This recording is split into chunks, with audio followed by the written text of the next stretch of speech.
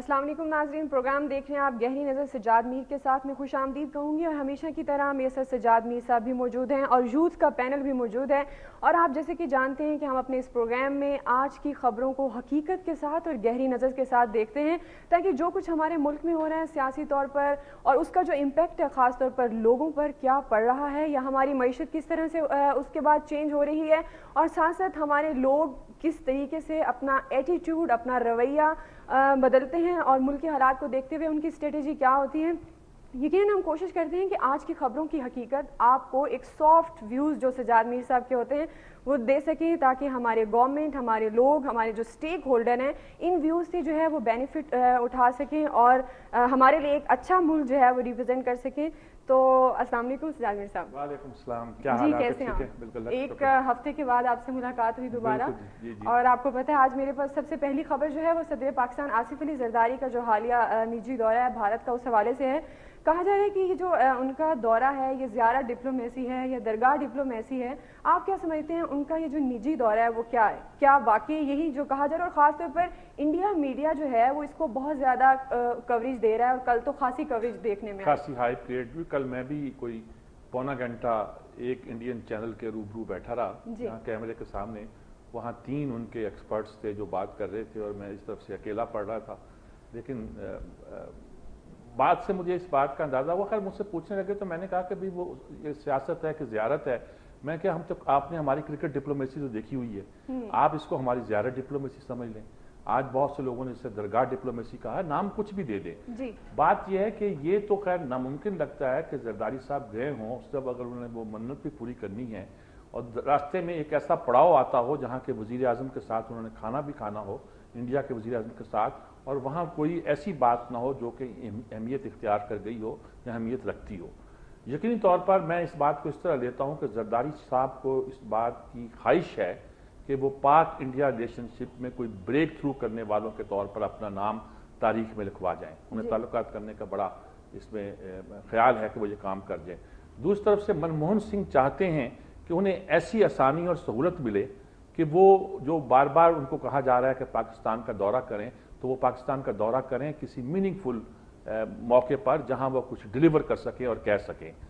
واجپئی کے دورے کے بعد غالباً انتظار ہے کہ کوئی اور بریک تھرو اگر ہوتی ہے کہ نہیں ہوتی ہے تو ان پر بہت سی ذمہ داریاں پیدا ہوتی ہیں، تو ان کو بھی موقع مل گیا کہ صدر صاحب خود آئے، ان کو دعوت دے گئے۔ زرداری صاحب کو بھی موقع مل گیا کہ اب جو کچھ ہونے والا ہے، جو ہو رہا ہے، جب سے ہم نے انہیں موسٹ فیورڈ نیشن کا دے دیا اسٹیٹس اور بہت سی باتیں ہو رہی ہیں، اس سے لگتا ہے کہ دونوں ملکوں کے تعلقات جو ہیں وہ نارملائز ہو رہے ہیں۔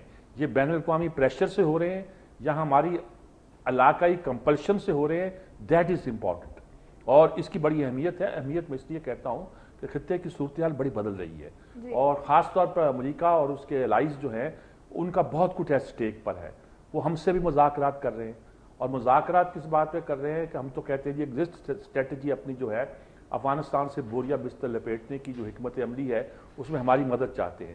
لیکن صاحب میں عموماً کہا کرتا ہوں کہ جب بھوت بھاگتا ہے تو جاتے ہوئے اپنی نشانی چھوڑ جاتا ہے، تو ہمیں ڈر ہے نشانی چھوڑنے کا مطلب یہ لیا جاتا ہے محاورے کے مطابق کہ کوئی نقصان پہنچا جاتا ہے اس شخص کو جس شخص کو اس نے چھوڑا ہوتا ہے، جن بھوت وغیرہ کے۔ تو ڈر مجھے یہ ہے کہ یہ بھوت جاتے جاتے ساؤتھ ایشیا میں اس خطے میں کوئی مسائل کریٹ نہ کر جائے، اپنی نشانی نہ چھوڑ جائے۔ اور اس سلسلے میں ایک بہت سے مذاکرات بھی ہو رہے ہیں۔ دیکھو آپ ایک ایکسٹینشن میں دیکھیں کہ پہلے ایران افغانستان پاکستان کے مذاکرات ہوئے، پاکستان ایران کے ہوئے، پاکستان افغانستان کے ہوئے، پھر جا کے ہم نے سینٹرل ایشیا میں ایک سٹیپ آگے بڑھایا اور ازبکستان میں ہمارے ایک مذاکرات ہوئے۔ لیکن ان مذاکرات میں یہ کہا گیا کہ گویا ہم نے سینٹرل ایشیا کو بھی اس میں شامل کر لیا ہے، ہم ایک لوکل طاقت پیدا کر رہے ہیں۔ اچھا لوکل طاقت کیسے؟ وہاں امریکہ کا نمائندہ بھی موجود تھا، تہران تو تھا، امریکہ کا نمائندہ بھی موجود تھا، افغانستان طالبان سے بات کر رہا ہے قطر پہ۔ تو مطلب یہ ہے کہ ساری باتیں ہم اپنے انٹرسٹ کو بھی دیکھ رہے ہیں اور انٹرنیشنل فورسز ہے اس کے انٹرسٹ کو بھی دیکھ رہے ہیں۔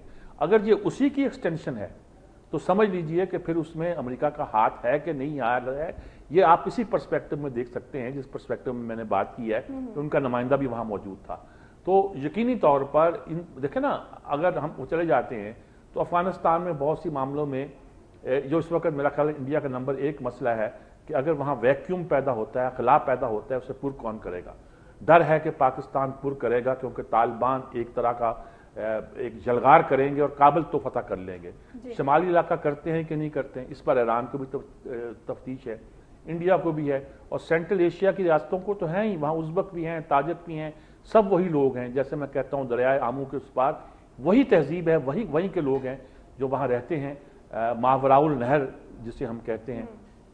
تو کہانی یہ ہے کہ اگر تو یہ اس پرسپیکٹو میں دیکھا جائے تو بھی اس کا مطلب یہ ہے کہ جو ایک عالمی تبدیلی اس خطے میں آ رہی ہے اس کے لیے ایفرٹس ہو رہی ہیں, اور اس ایفرٹس کے لیے ایک سٹیپ فارورڈ ہے.